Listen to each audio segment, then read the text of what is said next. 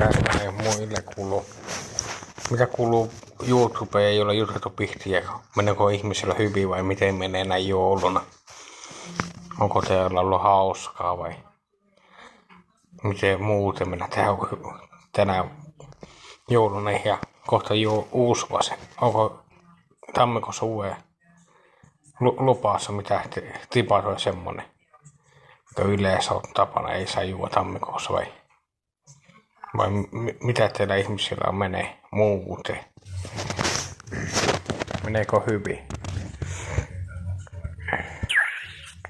Oli hyvä pelille Tappara pelikas Nokia Arenalla.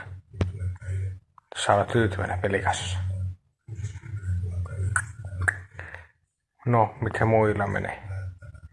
Hyvää uutta vuotta, mä toivon kaikille.